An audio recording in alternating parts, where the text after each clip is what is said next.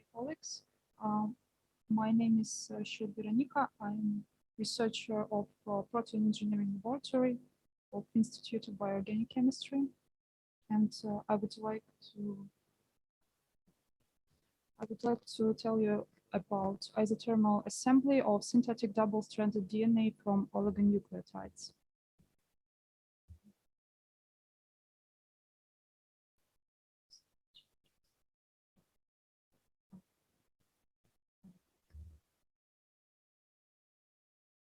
Thermodynamically balanced conventional assembly TBC of dsDNA from oligos often leads to errors formation in a sequence of final product. We propose of mechanism of their appearance. A minor part of oligopool contains errors appeared from their synthesis. These minor oligos can take part in step-by-step merging on early stage of TBC. And dsDNA final product with errors is exponentially amplified after assembly by PCR with flanking primers. So sequential step-by-step merging of gradually elongated mistakable oligos can be a reason of the problem, and simultaneous merging of all major correct oligos on the first stage of assembly can perhaps be a solution of the problem. For proposed method, we need two thermostable enzymes working together at similar temperature. So our approach is called isothermal assembly. First of all oligos anneal simultaneously, and Taq polymerase elongates their 3' ends. Then enzyme comes to 5' end of adjacent oligo and cleaves a few nucleotides from there because of its 5', 3' exonuclease activity. Then enzyme immediately dissociates because of its low processivity. Then then DNA ligase joins 5' phosphate and 3' hydroxyl, and final dsDNA product is formed. Errorless assembly can be achieved because major oligos overpool are correct ones. So there is a high probability that all 8 correct oligos anneals at the first stage. And finally, after ITA, more correct dsDNA will form, and it will be further amplified by PCR. There are two similar methods to ITA, S-datal and previously mentioned TBC.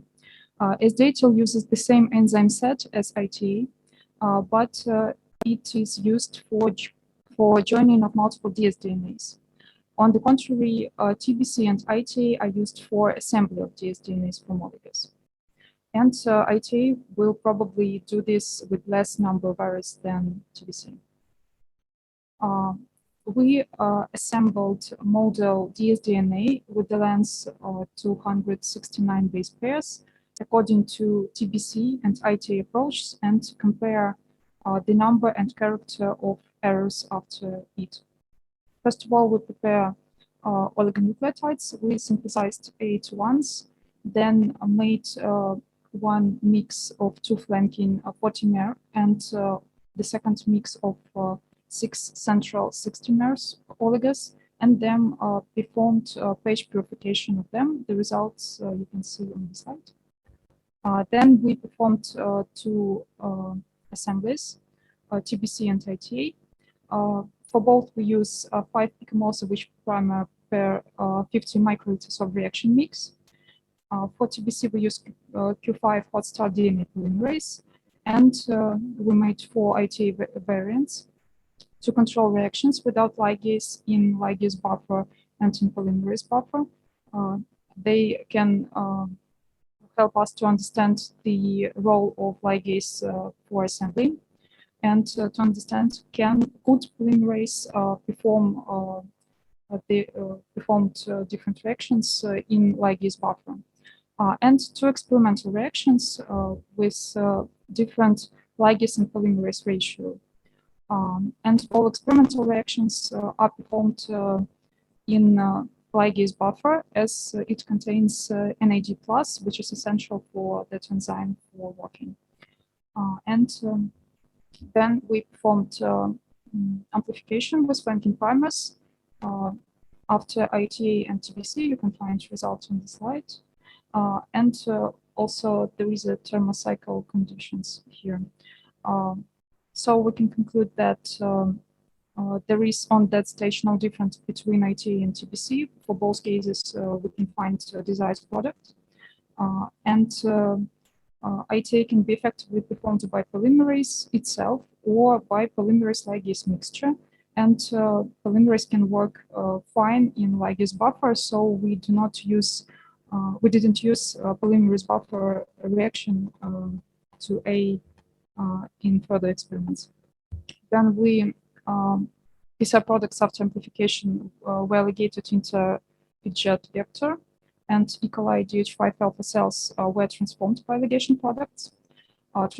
Transformation efficiency was the highest for ITA control reaction and the lowest for TBC, as we should make a PCR cleanup before transformation to get any transformants.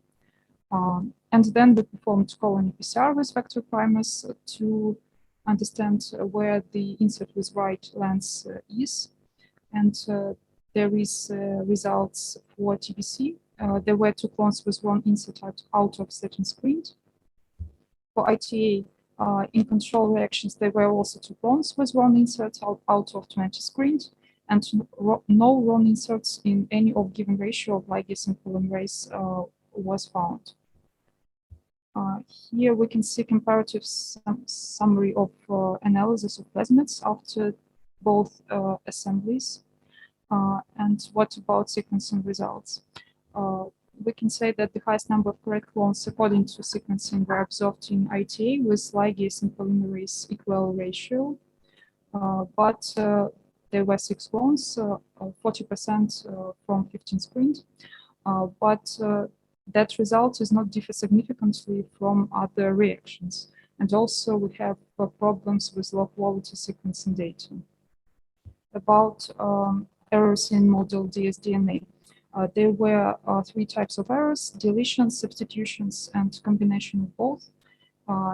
And in ITA control, we found the highest number of mistakes, and most of them were substitutions. In other variants, they were equal frequency of deletions and substitutions. So as the conclusions, we can say that method of dsDNA as a thermal assembly from synthetic oligonucleotides was developed. It can be performed by polymerase in any of 2 buffers and by mixture of polymerase and ligase.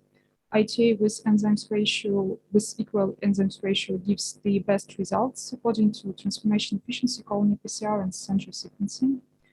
And for further research, we need to determine the ITA effectiveness for reduction of errors more correct.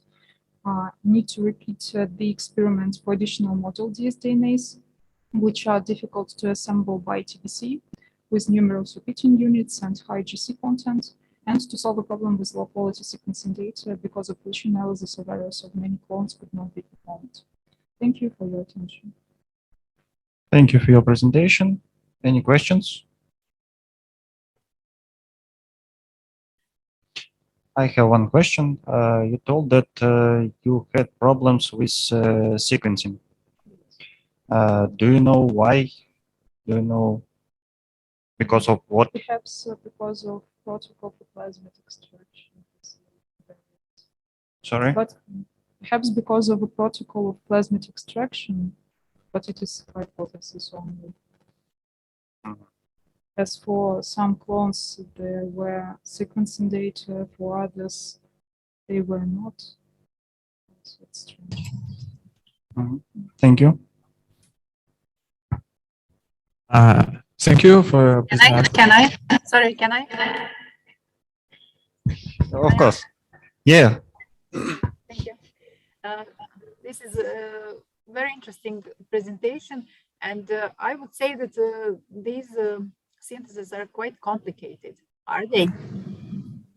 Are they really complicated? Is synthesis complicated? Yes.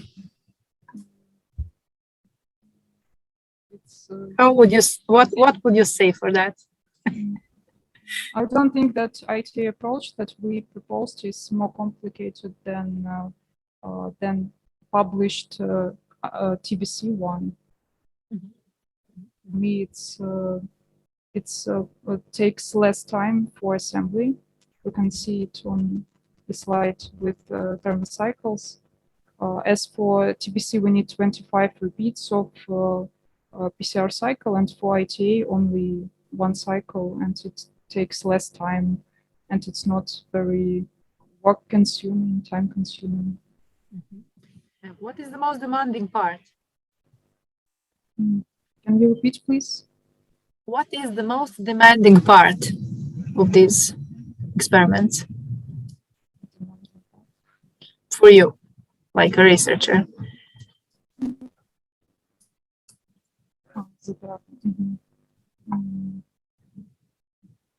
Perhaps reagents consumption, something like this. Sorry?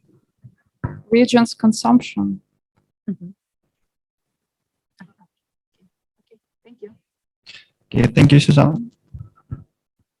Thank you for good presentation. And I have one question. It is necessary to screen for so much clones and to sequence them. It's a matter of development of the method, or is It's usual. it's a matter No, of the it's not usual. It's for getting a statistical data for research for comparing. but different this methods. statistical data tells us that you will have to conduct this number of sequencing every time because number of clones without mistake is not very big. So I think the most demanding part is pretty costly as a sequencing. Yes, you're right. Thank you. Thank you.